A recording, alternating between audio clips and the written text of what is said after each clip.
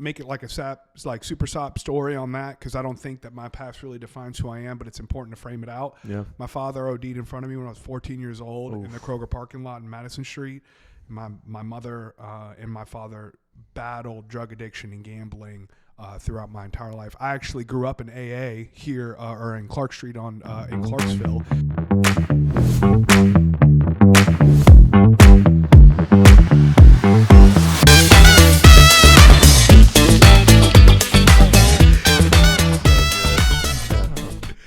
All right, cool, brother. Well, we're on both sound, fantastic, and video here. I'm super nonchalant with the opening, so that's the opening. Yeah. So welcome, Chris. Dude, it's nice to meet you. Dude, so nice to meet you. Thank you again. And I'd first like to just thank the other 6 people that he asked before me that all politely declined to give me the opportunity. I'm so glad I could. That's not true at all. It was 20 people. That makes way more sense. Oh, dude, that's awesome. Yeah, no, we do. We I think we're at like 90 of these. Wow, that's awesome, man. Yeah, just been shitting them out. Yeah. How long now? Yeah. Last June. Okay. So only like 6 months. Okay. Wow. Yeah. And 90 in 6 months. That's a pretty good turnaround. Yeah. I mean, we went ham in the beginning because, frankly, before our product was live, and this is hindsight, we actually did this pretty smart. At the time, it was just like, okay, I hope this works.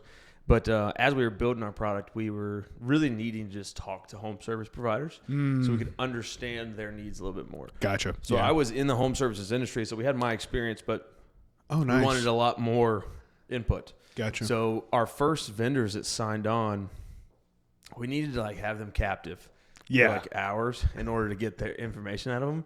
So we were like, how do we do that and like get them excited about coming in? We're like, why don't we just do a podcast to where we just, get some equipment, we do it right, and then we produce it and we can turn it into reels for them, a little bit of free marketing and advertising. Yeah, killer. And then we just got to ask them questions about like, okay, and we just learned their industries, right? Because on our platform, we have 50 different industries, 50 or 60 different industries. So we needed to know kind of the through line on all those. Yeah, so that we can kind of hit that. So I say all that because our goal at the beginning was really just like, how do we get more information? Wow. And then it just kind of kept being pretty easy to get good companies in to talk about their business. That's awesome. So it was like an acquisition channel. Yeah. Okay. Yep. And then it is just tons of content. And then we fell into like what we wanted our socials to be, which is just like, let's get as many people, like we said off camera, as many people as we know to come in and talk about their experiences and their expertise within this kind of ecosystem of owning a home. Yeah, absolutely. Right? So that's kind of how it started, and that's what we're still doing. So what percentage of the, we'll say 90, would you say are agents, are realtors? At this point, it's probably 25%. Okay. God, yeah. I'm so happy to hear that. Yeah, I think it's around 25, I would say. A lot more as of recent. Yeah. What has that been like talking with them? That's a great question, dude. You don't have to lie to me either, because okay. Let me premise this. My least favorite part about being a real estate agent are real estate agents. Okay, by far. I'll be honest then. A lot of them are exactly who they say they are, which is they care about people, they care about their clients, and they really want to. Everything they say is true. Then the others, about 50-50, say all that stuff. Yeah, and they're not it. Yeah. And it's unique, dude, because I usually when they come in, we have a white labeled version of our app for real estate agents. Oh, okay. Which has been really cool. So I'll make them their own app with their name, face all over it, all that stuff. Killer. And I send them the link, and I'm like, tell me what you think. And I can tell if they've clicked it and downloaded it. Like it's just love it. And they lie. Yeah. So I know that some of these people who are like, well, we're friends now, we're in the same network, and we're the best, and you and I, and then I'm like, how'd you like the app? And they're like, it's great. And I'm like, you haven't downloaded it. I love how user-friendly it is. Yes. And like you said, it's like white, and it's got the label. It's yeah. great. Yeah. It's just awesome. Sent it to a couple of clients. Yeah. So, like, that's a little bit annoying because, just tell them the truth. Yeah. Just be like, hey, man, I haven't downloaded it yet. I mean, I have a life, too. And I'd be like, yeah, I totally get that. Yeah. Don't lie to me.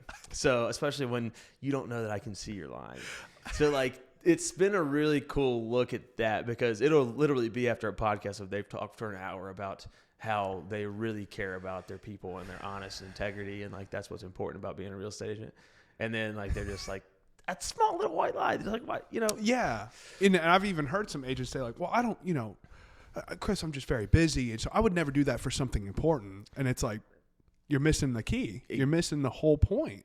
It's about being able to replicate the smaller actions over the larger scale through time. Exactly right. So like if you're gonna lie to me about that, yeah, then what would stop you from lying about something more damning? Well, about a home I probably shouldn't get into. Yep. Right, or something like that. It just needs a little love. Right. The right buyer. Right. TLC. Yeah. I'm not. You could trust me. I'm like, yeah. And then you've got the flip side. And I'll give her a shout out, Susan Thedford. She is freaking awesome. Okay. I really love, and her and I share a lot of the same thoughts, right? So like, I'm biased there. I really enjoyed talking to her, but I sent her the same link, and she responded to me in a text saying, "Hey, I'm going to the gym. I've got a client. I won't be able to get to this until tonight." Yeah. Instead of saying like, "Hey, it looks great." Yeah. She told me the truth and was like, "Hey, I got it. I'm not gonna be able to get to it for a little bit." Perfect. Seriously. Yeah. I'm like, that is integrity. And why is that impressive? I know. Why is that like, this is what I want in someone, in any industry, let alone real estate in particular, man. Right. I mean, you can make an obnoxious amount of money at the cost, no pun intended, at other people's livelihoods, either for the better or for the good. Yep. And literally just acknowledging a text is like, oh my God. You're the best agent I've worked with in weeks. Right. I called you picked up. What do you mean? I'm ready to do a deal now. I haven't even seen the home, just because you're so refreshed with that. Yeah, with the professionalism and just like the normal person to person interaction. It's like, oh, you gave me the courtesy, because the way my mind goes in that, and maybe I take it to the extreme, I go, she knew that I put a lot of effort into that. Yep. I put a lot of effort into the podcast. Mm-hmm. I put a lot of effort into making sure she felt comfortable during that. We're going to have to put a lot of effort into the edit. Mm-hmm. I put a lot of effort into building the app. And then she saw that and went, "Hey, I'm going to check it out. I can't right now." Yeah. Instead of the person who doesn't think about anybody else and just goes, "Looks great." Yeah. Love it. I love it, dude. You're fucking on to something, man. Like, fuck you, dude. I hate that so much. Which, again, I'm very surprised it's 50-50. Yeah. I definitely would have expected. So you really are fishing in the good pond. That's for sure, dude. Yeah. Because, I mean, like, so I'm from Clarksville, Tennessee, which is where the majority I've closed some business in Hermitage. I had a closing in Madison this morning. I had a listing in Davidson. Thank you. Yeah. So, but I mean, 98% of my business is in Clarksville. And there was, as of January 1st, 1,250 or so agents had renewed / started their license in Montgomery County. And I'll tell you, man, like, I have enjoyed working with like 15 or 20, but what I've come to find, at least in that market, is that the Pareto's principle applies, the 80-20 rule, where about 20% of the agents do about 80% of the work. So much so that they released the year in review, if you will, of the local broker metrics, and the 100th agent had sold 7.5 homes at last year. The 100th agent of the 1,200 in Montgomery County. And let me be crystal clear. Like, if that 100th agent, if that was their goal and they killed it, I love it for them. Awesome. Right. Exactly. Truth be told. Yeah. But for me personally, I'm on a team, and so it's all very structured differently, but just have different goals. And so, yeah, if you were to send this email out, and maybe you did send it to, all of the Clarksville agents, I mean, and again, I've only been in it for 3 years, so not that my experience is, indefinite by any means, but I've definitely had an above average start. I'm sitting at 163 closings with 8 under contract. Yeah, it's bananas. No, it's absolutely bananas. Truth be told. Holy fuck. Yeah, dude. and so, I'm so blessed, man, and so grateful. I would not say I'm lucky, because that shit did not just happen to me. But I think I was a part of that bandwagoner crew, is what I call us, right? Came in 21. when it was good, quote unquote. And in hindsight, I do recognize you just had to be a contract writer. You just had to be able to put stuff. But I'm very grateful as much as I butt heads with my boss, Joey Williamson, aka one of my best friends and his autistic self.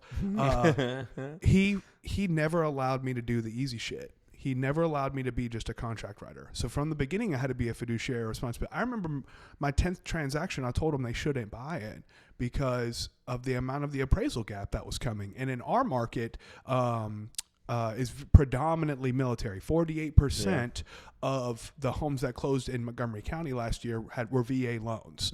And so there is almost a 50% chance you're going to have a veteran moving in. And so I was like, dude, you're lower enlisted. You're maybe going to be here 5 years if you're lucky. Good chance 3. You should not buy. He ended up writing the contract anyways. And then 2.5 years later, I'm now having a hell of a time selling his house. But, I mean, I remember having those conversations early on, and I remember the look on other agents' face that came in around that time, like, you would talk someone out of, I was like, that's the fiduciary responsibility, though. Yeah. And then from him talking him out of it, or trying to, and again, he ended up writing the contract we wanted. That's great. He referred 2 of his friends. Exactly. Right? And so anyways, I say all that to say, although I've only been in real estate 3 years, I've had an enormous amount of experience tracked into one or into that 3 years. There's agents who have been at it for 10 or 15 years and have not sold 100 homes. That's exactly right. And let me be crystal clear on camera. I'm not like diminishing that, right? If that's your goal and you're hitting your goal, great, then I'm super happy for you. Right. But just per everything that I've ever done in life, I've always been a try hard. I've always never been okay with like meeting the status quo. And again, Joey created an environment for that because I told him, I like to share the story. So I used to work for Boeing as a contractor. I used to fly a drone called Scan Eagle. And I say fly. I'm not a pilot. I am no way, shape, or form that. But I flew a Scan Eagle. It was a medium endurance platform, 10 feet in wingspan, about 60 pounds with the fuel payload. And we flew in all the vacation spots, right? Iraq, Kuwait, Afghanistan. And so I had met him after my 4th deployment whenever I bought a home in central Clarksville. And I'm a first-generation homeowner. No one with the last name Hodges had been a homeowner. I spent most of my time getting evicted as a kid, so I didn't even know that was a thing. But, shout out to the Army for that, I guess. And anyways, as you could tell, we had mentioned off camera, someone has labeled me recently a professional yapper. I do like to talk. That's kind of like my thing. You're in a good spot for it. Right? Yeah, no joke, right? Against Joey's will is kind of how I paint it, and he would share the same way. I introduced myself to him because he's very closed off. His circle is small, and he only cares about the people in the circle. And so I had to like literally interject myself into it over the fact that him and I were wearing the same hoodie 2 days in a row is what pinged in my head. I was like, I have to meet this guy. And am I so glad that I did? And he would say the same thing too, because it changed the trajectory of both of our lives. And so anyways, he loved me being in the contracting world and deploying and all that because he was a Marine for 4 years, and he was actually on standby in Africa, in Djibouti, I think it was, right after 9/11 kicked off. And they said, and he was waiting to get his rotation in. He was a combat diver, and he was like, his enlistment was coming up though, and they said, hey, if you extend for another year, you may or may not go. And so he got out. So he never got to deploy, but then he served on the local police department and got, unfortunately, way more action than he probably would have overseas. And but then I realized I never asked him. I was like, dude, what do you do? And he's like, oh, I'm in real estate. I have a real estate team. And I was like, oh, that's crazy. And so then a couple cocktail nights later, we're both pretty into it. And his wife then comes up to my wife and was like, Joey thinks Chris should be an agent, And she's like, do you mean like a real estate agent? So, yeah. So then anyways, he came up to me later on that night and was like, hey, if you ever don't want to work in the Middle East, I think you'd make a great realtor. And I was like, no, thanks. I don't want to do that. Right. And he's like, oh, why not? And I was like, I make really good money in what I'm doing now. And he's like, how much do you make?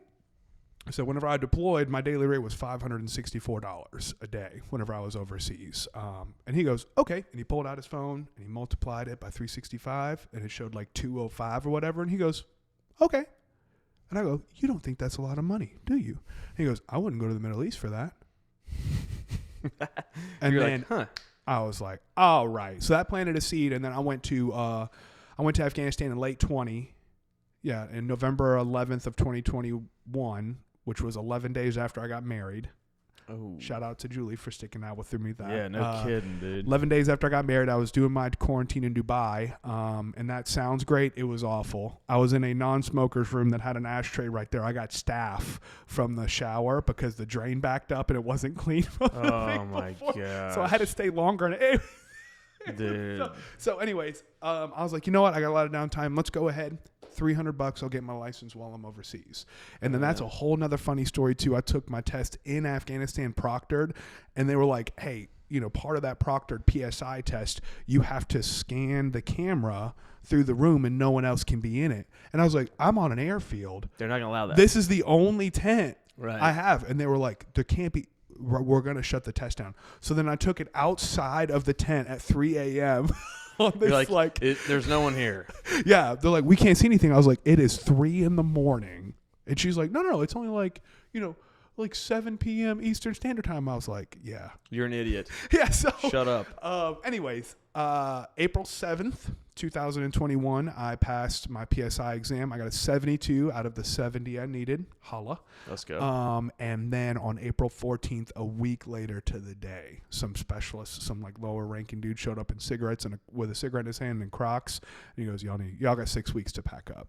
And I was like, oh, this is actually happening. Because we'd always heard like, oh, are we leaving? You know, whatever. Yep. And so I was like, hey, good looking out, big man, upstairs. And so I had called my wife initially, and I was like, I think I'm coming home early. And then she's like, that's great. And I was like, I think I'm going to get laid off too. She goes, that's not great. And so sure enough, they offered a severance package and did voluntary layoffs. My wife was teaching at the high school level at the time. And so I came home in like late May, I want to say it was, of 21. And then she had a week left of work, and we took the summer off and traveled and just talked about it. And I was like, you know, I'd be an idiot not to try something not related to my security clearance. Because up until that point, 3 days after I graduated high school, I was in basic training. Mm-hmm. And I joined as a reservist. I was trying to be a weekend warrior, man. Yep. I was trying to be Fort Couch. I was trying to get college paid for, and I didn't want to deploy. Fun fact, you don't get your GI Bill in full until you have a certain amount of active duty hours. And how do you accumulate active duty hours? Deployments, baby. And so everyone's recruiter lied to them. Especially during that time. Yeah. And everyone's recruiter lied to them. They really lied to me because they were like, hey, make a transition into the National Guard once you get in, because the National Guard, if they don't, you know, if they do ask you, and when they ask you to deploy, just say no, works. They'll get someone else in the state. And I'm like, bet. So then seriously, I mean, 7 months after I graduated AIT, I transitioned to the National Guard with a Special Forces unit out of Mississippi. And let me tell you something you already know. They're not breeding heroes in that state. So I had all my front teeth, and I showered that morning. They were like, you're pretty squared away. Like, man, you're hot. Yeah. So I ended up getting assigned to an ODA, like a Green Beret team, and I was supposed to go and get their passports and their security clearance because I was an intel guy. Well, keyboard warrior. I was like, I'm going to get this cool security clearance. I'm going to work behind a keyboard. I'm not going to combat. I had no interest in it, right?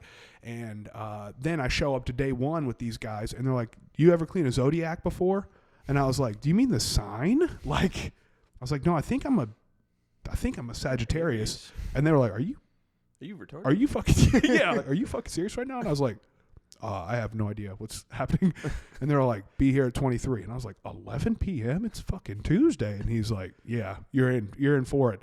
And then I show up at 11. They're like, you got your wetsuit? And I was like, I've never owned that. And he's like, you're going to wish you had one. Get in the boat. Anyway, Zodiac is a boat. It's a black boat that carries 10 people. It carried me and my fucking hopes and dreams on the way out to the Gulf of Mexico, soon to be Gulf of America. Baby, let's go. Hey, love it. But anyways, it was about like 1:30 whenever I started pulling parachutes out of the water. And they were doing a night jump into the water. Nice. And I was like, I see why I'm here. That was after me and the medic, he was like, hey, you got to lay on the front of the boat to keep the front of the boat down on the wakes. And I was like, oh, okay. He's like, more. And he threw me off twice. He's like, you need to fucking hold on. I was like, bro, I am fighting for my life right now. Dude. I was like, I mean, there had to have been at least, at some point, my hands let go of the ropes and I was floating and then would bam plop off twice. So, and then we get back and he's like, you got 12 of these motherfuckers to get cleaned. So you better get started. And I was like, it's 5 a.m. So I say that to say I had a great time. I loved it. I did not touch a computer for the first couple months.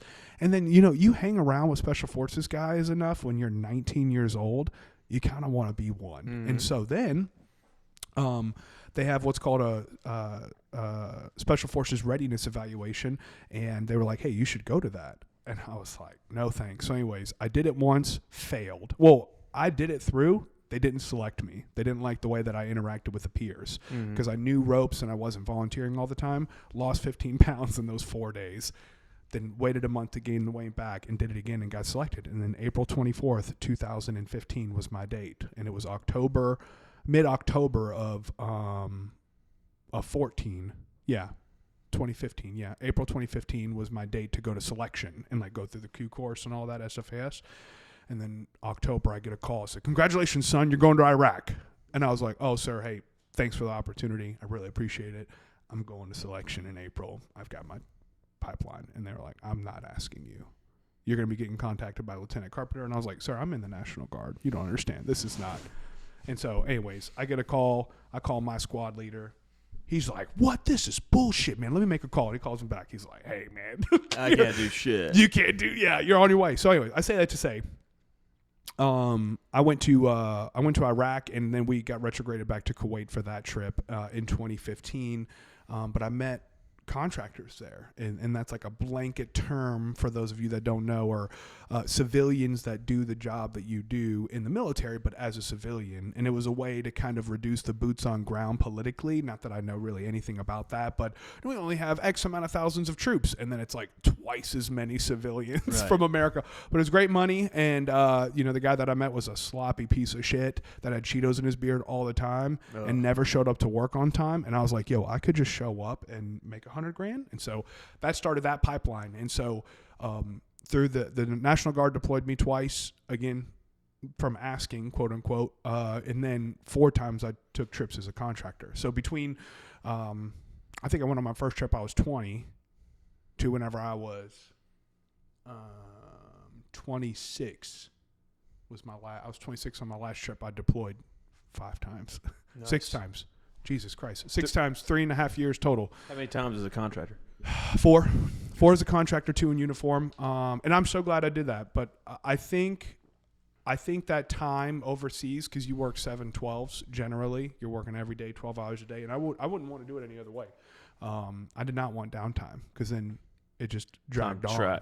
Yeah, dude. And so I got to build a ferocious work ethic. And I think, if my therapist was here, she would probably say it was to like cope with some trauma as a kid and then, deal with the fact that I didn't feel like I was a contributing member to society and all that. But hey, man, whenever I got to sales and I came and I was only accountable to myself, that was fine. Yeah, I was going to ask, like, something that I'm fascinated with is I think veterans have everything that good entrepreneurs have, but they probably have it more. They probably have those characteristics in spades. Maybe, yeah. And so I'm really like to encourage veterans to dip their toe into the entrepreneur world. Yeah. So my question is, you've been abnormally successful in your short time in real estate. 3 years with over 170 closes. 160, yeah. 160 right under 170. That's like, those numbers don't exist with any other realtor I've ever talked to. So what do you think, do you contribute your time in the military to any of that? Do you contribute your childhood to that? Or what do you think kind of that magic I'm not saying there's an easy button there, but Yeah. to the realtor that's listening to this that might be in your shoes that you were in 3 years ago, they're going, I want to do that. How do they do that? Yeah. So yes to all the above for like contributing to that. To not make it like a super sob story on that, because I don't think that my past really defines who I am, but it's important to frame it out. Yeah. My father OD'd in front of me when I was 14 years old Oof. in the Kroger parking lot in Madison Street. My mother and my father battled drug addiction and gambling throughout my entire life. I actually grew up in AA here or in Clark Street in Clarksville, and I thought that was church. I learned the Lord's Prayer. I learned fellowship. I learned higher power. I swear I honestly, when people were like, you go to church? I was like, yeah, I go to church on Clark Street. And everyone was like, what do you mean Baptist? I don't know what that means. Like, I guess mine's non-denominational. I honest to God thought that. We were there 5 times a week. And my parents were sober from alcohol, but they were fucked up on pills all the time. So I was in a couple of DUIs, that were all caused by my parents. My mother OD'd, but survived during my 7th grade flute recital back in Vegas, where I was second chair.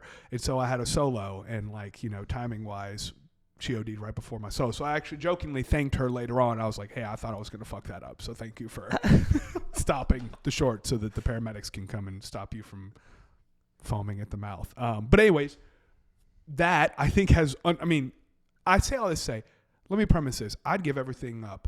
Every bit of motivation, discipline, success I've ever had to get my fucking dad back. No fucking doubt. Yeah. Especially now that I'm a father. I really feel that, because my son is 7 months old now, and not only am I sad that he won't get to see what Grandpa Jack was like, but I can't imagine missing out on my son being a teenager either, even though he's only 7 months old, right? So that's what makes me most sad. I'd give it all up to get him back, but he can't come back. And I had really good, I did not have a ton of great mentorship or at all. But I had my older brother, who's technically my half brother. I didn't find that out until I put him down as my brother on my security clearance. And they were like, who's Ryan Davis? And I was like, that's my brother. And they were like, well, why does he have a different last name? I was like, oh, we have the same mom, different dads. Like, that's your half brother. What else are you lying about? Are you a threat to national security? And I was like, I was 17 years old. I got pulled out of class to do that in high school. So anyways. Dude, I want to, if it's okay, I want to kind of dig into some of that before we keep going. Yeah, it's fine. Because I've been thinking about this a lot. My grandfather, so my mom's dad, was Green Beret, all that stuff. What a time to be major a Green alcoholic. Beret. Yeah, I know. Yeah. Vietnam and Korea. Major PTSD, major alcoholic, ended up killing himself when my mom was like 10, right? So my mom grew up in a very, bad environment. Mm-hmm. The addict gene is plagued on both sides of my family. Absolutely. It's like, I don't want to say it's a miracle that I'm not. I think that's by design, by my upbringing. The reason why I mention all that is because my grandfather, even though he killed himself in my mom's home as a kid, shot himself with a shotgun. God. I think there is tremendous positive that he unknowingly did. And it reminded me of it when you said, I can't imagine not seeing my son become a teenager and get married and all that stuff. And I think what it did for my mom was triple ensured that she was going to be as good of a parent as she possibly could, because she felt and saw the opposite, and like there's, it's a horrible, horrible, horrible situation.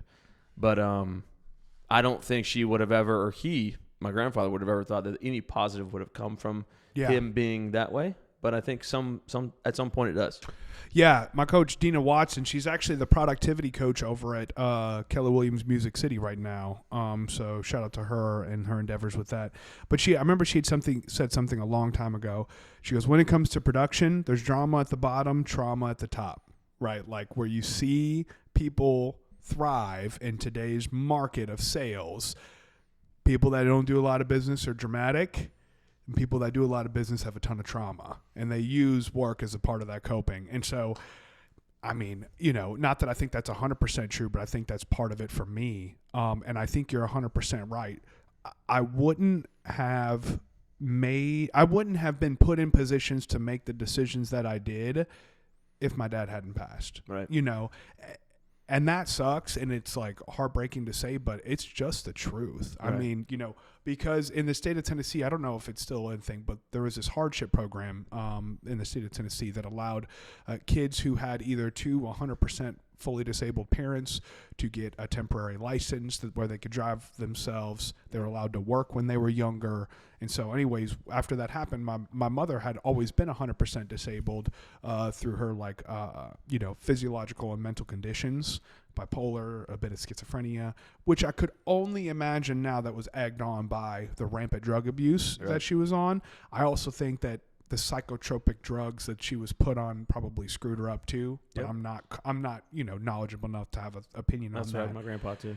So, but anyways, I got a hardship license, which allowed me to drive to and from school, and allowed me to get a full-time job, and at 14 years old. And so I actually started, and going back to my half brother, he had finished up some time in the prison system.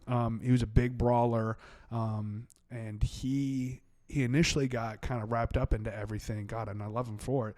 But he's 10 years older than me, and he started selling dope when he was like 12 or 13 because my parents were putting on new diapers on me and couldn't afford it. I was going like a day or two with the same diapers, is what he said. So he was too young to work. So how do you make money when you're too young to work? Sell drugs. And so he had told me whenever my dad had passed, because my dad, Jack, had a lot to do with Ryan, my brother's upbringing. He said, hey, I don't know what the right thing to do is, but I sure as hell know what the wrong thing is.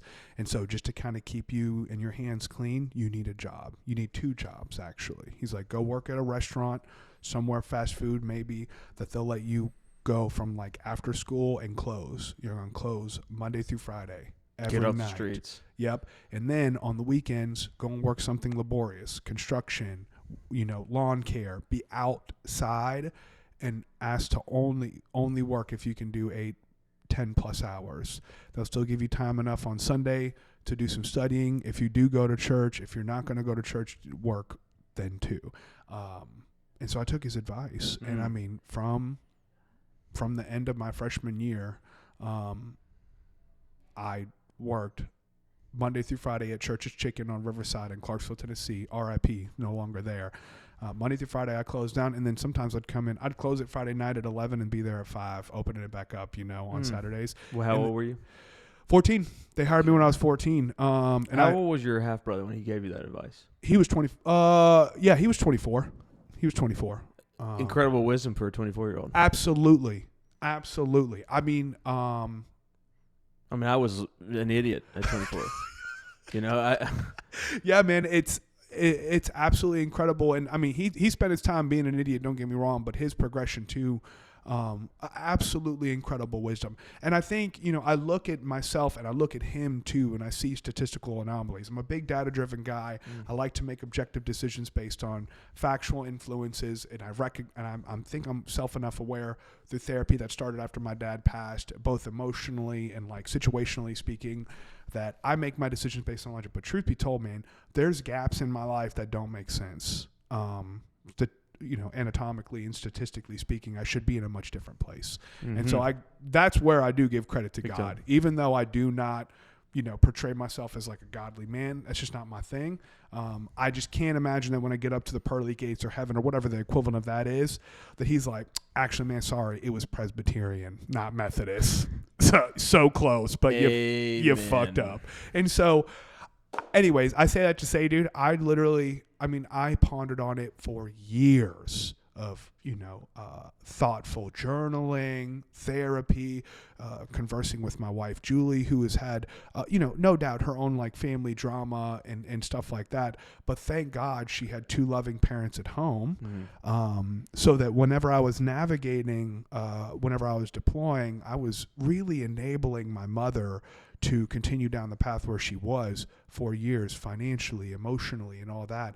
And Julie came and was like, hey, this is not good. And I pushed back. I was like, you just don't know what it's like to lose your dad. You don't know what it's like to have to support your mother. And she's like, you're 100% right. She's like, but I know what it's like to have a mother. And I remember, I'll never forget this, man. Excuse me, goosebumps thinking about it. We had bought a house in like July of 18, but it needed quite a bit of work. Standard millennial. Let's knock this wall down, expand it, blah, blah, blah. And so I'm not handy. When I touch a screwdriver, shit gets worse. Yeah. Okay. Like I am the last person you call, but I can tear shit down, So demo. So we're doing demo. And then I left overseas to go on a contract, but we were staying in her parents' guest house in southern Clarksville. And I remember it was one of those days. She had taken the first 6 hours to work on the house, and then she was working on her master's program. So she was at a Starbucks because at her parents' house there wasn't Wi-Fi. So she was doing all of her college work at Starbucks. It was the summer. She wasn't working, and I was working, just tearing shit out, whatever. It was one of those drive homes where it's silence. It was about 30 minutes from the Starbucks. We didn't say a word. And then as we're pulling in, I said, fuck, I didn't move the laundry over. I'd started a load at the main house, and I didn't move it over. So I'm going to have to fucking put it over, wait for it to dry, and then pull it out. And I'm about to fall asleep driving home. Right. And we got back to the guest house, and I walked in, and there was a basket with folded clothes. And I broke down and cried. I sobbed. And Julie comes back like, what's wrong? And I was like, your mother folded my clothes. And she's like, and I was like, I don't have a recollection of that happening as a kid. And I'd felt motherly love as an adult for the first time in a long time. And now I look at Deb, shout out if you're watching. I hope you're not. I'm just kidding. I hope you are. But that was the wake-up call. I was like, what I have now, I don't have to. So truth be told, I haven't spoken to my mom in 8 years or so. And that's a whole nother thing that I think that I just kind of buried myself into work for. So to get back to your question, 20 minutes ago. No, dude, I just got goosebumps hearing that story, dude. Seriously. I mean, that must have been, I don't think that, there's probably nothing that I could think of that could compare to that feeling. I'm not trying to throw this in your face. I'm very blessed with two great parents. Mm-hmm. I'm very blessed for that. And, I had a great mom and a great dad, and sure, they were hard on me in certain areas, but that to me was good. Right? Yeah. Like it was healthy hard on me. Right? It pushed me to want to succeed. But damn, dude, that is incredible. that is, that shouldn't be taken lightly. That is so profound. I couldn't agree with you more. It's something that rings true. I dream about it sometimes. Yeah. I think out of a yearning for that. And now that is so not rightfully replaced, but now I get to live vicariously through Theodore because his mom loves him so goddamn much. Julie is such an incredible mother, but I think more impressively, such an incredible partner to me, dude. Because as you can tell, if I had a date again, I would be fucked. I told Julie, I was like, dude, not. I was like, babe, you can't leave me. I was like, you were able to look over. My wife has so many great qualities. She's got one horrible quality about her. Her taste in men. Bro, she settled so fucking hard and looked past so much shit. You know what I'm saying? I want a man with a good relationship with his mom. Yay. So to your question, though, and I'm sorry, I do this. No, dude, that is an incredible story, man. And I really, really, I know we just met, but the fact, it's just so interesting to learn about people's lives. Isn't it? Yeah. And background, because you are, in the 30 minutes we've been talking, a very normal guy, very successful guy. You've made a bunch of money in both your careers. Mm-hmm. All of these things point to, if someone were to just see you, they'd go, boom, boom, boom, boom, boom. He's got it easy, right? Or he's got some stuff handed to him, and they just could not be further from the truth. I think it's a powerful message that addiction, poverty, mental problems, depression, all of these things hits everyone regardless of race, sex, correct, religion, creed. Does not matter. No. That shit is dangerous, and it affects people all over the country every single day. 100%. And what's so cool about it, and that I'm sure you've had thousands of conversations in your head and with, your family and loved ones, is if you write your story 99 out of 100 times, you know the ending. The ending is go talk to anybody in prison right now. Yeah. That's how their life started. And honestly, you can't, I can blame them for their actions, but they started life, white, black, Mexican, does not matter. Yeah, correct. They started life with such a disadvantage. Correct. And your story is obviously still getting written, and I hope it continues to get wrote. Is that the right word? I think so. For a long, long time. But it's already it has a different ending than what it should have. Yeah. So, dude, just so much respect from a stranger hearing your story for the first time, man. Like, thanks, that is Dave. I really man. appreciate you providing this space to do that, man. I know that's not. I don't know, man. Sometimes I think there's a part of me, and I wonder if it's like a trauma response or whatever. But sometimes I think like I don't live that life, or that didn't happen to me. Oh, that's interesting. And then I was going through some stuff that my mom had dumped on me a while ago in my garage. This happened like about a year and a half ago now. And I found my dad's death certificate, and the reason and the cause of death was drug overdose. And I was like, no, this actually did happen. Because like sometimes I share my story and I'm like, this shit sounds fake. Right. Like I wholeheartedly recognize that. You look at the demographics of this guy right here, and you're like, no. That's what I'm saying. It's bullshit. And there's sometimes that I'm so grateful for the life that I live too. I'm like, did that actually happen? Right. You know what I'm saying? And then I find that death certificate. And then I find the paperwork that the couples counseling that my mom and my dad did that they had to do in rehab. And they said, I wish I could spend time with my son. He just turned 3. His name is Christopher. And I'll never choose crack rock over him again. And it's just like, you did. Yeah. Over and over again. And so anyways, it's absolutely a wild story, man. And I hope and fucking pray that no one goes through that. I hope but to the point again, I think that coupled with the military, I was just talking with actually Connor, who is Joey, my good buddy. His son is joining the Army in April, right? Nice. Idiot. Do the Navy or Air Force, you fucking idiot. But what's he want to do? He wants to be a drone pilot. Nice. Now, yeah. I mean, I guess if you're in the Army, that's fucking nerd. But I was talking to him about it, and I said, hey, don't ever rely on the military to change you. Rely on the military to give you opportunities for change. And that couldn't be farther from the fucking truth. Because again, I was never active duty, so I never had to like PCS or any shit like that. But all I hear about from active duty guys that were in for 4 years are like, yo, the Army didn't do shit for me. I was like, well, what were you doing after work? In your barracks, playing video games. And yo, listen, there's time for that, right? I'm not saying you should always be doing something, but that's where my mind goes. I literally have to block off in my calendar, don't work, you fucking idiot. Right. Spend time with your son. Why should a dad have to do that? So what does it take to get these numbers? I'll tell you. The first thing that came to mind was a partner. And when I mean a partner, I don't mean someone you marry, because I can tell you the number of fucking people I've seen married that shouldn't be together. I mean someone who is your best fucking friend. And if you're attracted to them, great, marry them.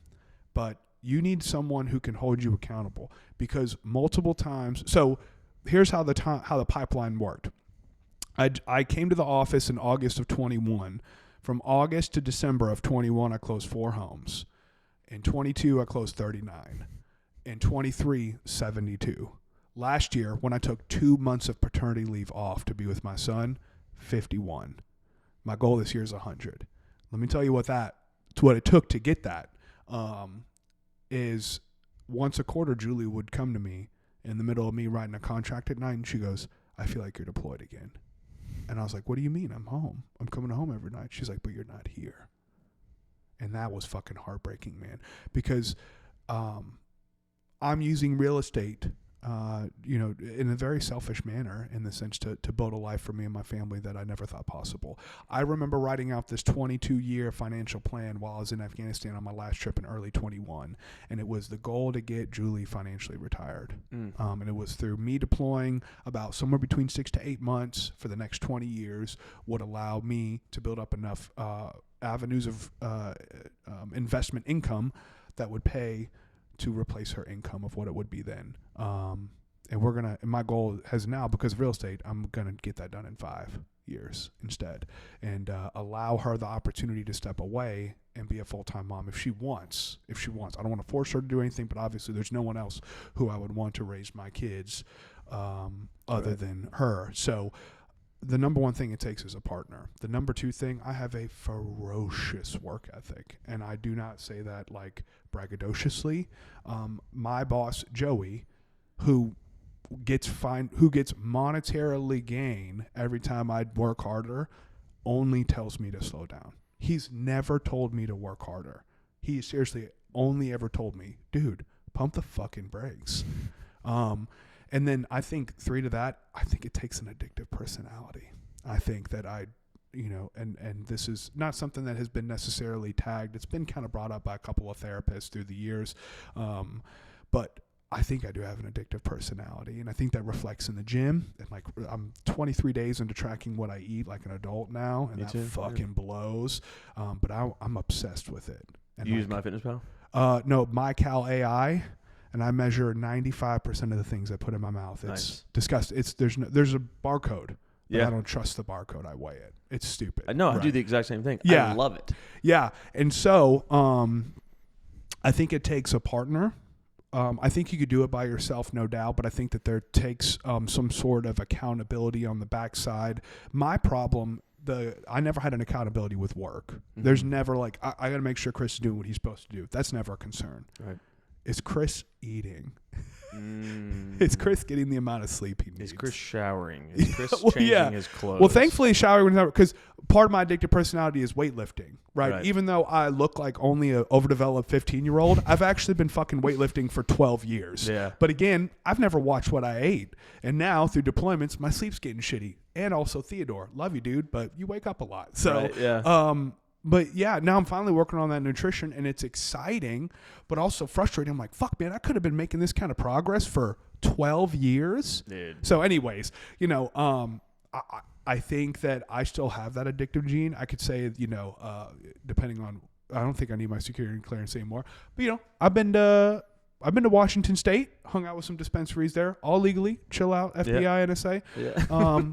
And I've dabbled in that. I waited until I was 22 to have my first drink. I was 25 whenever I smoked for the first time. So I've waited out of fear of that. And I'm so grateful to say that it's that does not. But I think it's because I pour my addictive tendencies into work, into working out, into I do CrossFit. I mean, what's more annoying? You're choosing healthy habits to 100%. Yeah, but I mean, I do them addictively, right? To the point where if Julie was here, she would laugh and share this story. My wife, that we were in Thailand one time. I had extended my trip. It was supposed to be a 6-month trip. I was supposed to be home for Christmas for the first time in 3 years, and I extended my trip voluntarily because they offered me some money, and up to this point, I've never chose a career out of my desire to do something. It's all been financial.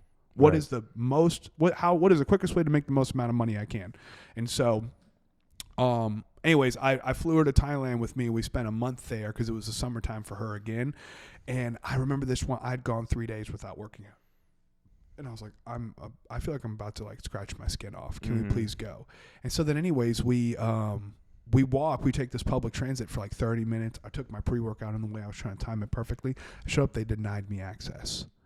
And she was like, I've never seen you angry before. And I was like, I have to do this just to do it. And like, but again, like, obviously I'm not some pinnacle of health. I wasn't training for anything, but I think that's where I was like, I do have a little bit of an right, because you can feel the kind of the itch. Yeah. And so instead of fighting it though, I just try to funnel it into things that are good for me or the people around dude. Me. You know what I'm saying? Do me a favor real quick and hit me with those 3 concisely, because I think that's important. Absolutely. Number 1, the most important thing you need to have is a partner, right? I'm grateful to say that I got to marry mine. But it's not only someone who will keep you accountable to the work, but also keep accountable to yourself and provide some outside perspective. Number 2, I think I have a ferocious work ethic. You have to remind me to not work, and that is not the norm. Right? People block off focus time I block off like, hey, eat something, idiot. It's been 3 hours, you know, Right. or you've got a string of appointments, and do that. And then number 3 is my addictive personality. I have to, just general things. I think, I hope that people don't have this, but if you do have it, funnel it. And then, you know, you have, you know, the normies is what I call you guys, you know, 2-parent households, nuclear family, 2.1 kids, picket fence, and the whole nine. Yeah. But like, you don't need to be fucked up to do good. You know what I'm Amen. saying? Yeah. You don't. Yeah. And also, you don't need to make it your personality being fucked up. And trauma is relative. I think I heard Alex Hormuzzi say that, which is so funny because I love that dude. Yeah, I love him, but I love shitting on him. Like, I'm up at 3 a.m. Yeah. in the cold plunge. Like, I get up at 4 a.m. every day. But that's because I have to. It's the only time for me to work out before I come home and take care of Theodore, my wife. But he said trauma is relative, and that's so true, man. Because I have to remember that it's traumatic losing my dad. Yeah. Because that is just something that's happened to me. Yeah. And I think that's something where my generation specifically missed was like, if you have a bad day, you don't have depression. Yeah. Right. Like, Right. and not that I know, I'm not some mental health thing. You should go seek it. Again, I've been to therapy a lot in my life, but you can have bad days. Yeah. You know, bad shit can happen to you and it not impact the rest of your life. So, hey man, dude, man, for the sake of, not ruining all of the nuggets you just gave everybody, I'm just going to say thank you for coming in because I feel like anything else we talk about right now is going to be not important. I think if you're an aspiring real estate agent, even just aspiring entrepreneur, the advice you're giving is golden. And then if you are somebody who's had a rough experience in life, you are a shining beacon of what's possible. So if you are that 17-year-old that's going through some shit and has gone through some shit, I think they should look at you as an example, man. Wow, dude. Chris, thank you. I cannot. You have to come back in because we have to do this again at some point. Okay. So nice Absolutely, meeting you, dude. Yeah. And thank you for being honest. I think people are going to listen to this, and somebody who needs it is going to find it. I hope so. I really appreciate your time. I'm flattered. It would not begin to describe how I feel. I'm just super grateful, man. Thank you for giving me the platform. This was my first podcast, and so killed it. Gabe, I'm very grateful for your time. I can't wait to be back, man. Thanks, brother. Seriously. Nice meeting you, Chris. Yeah.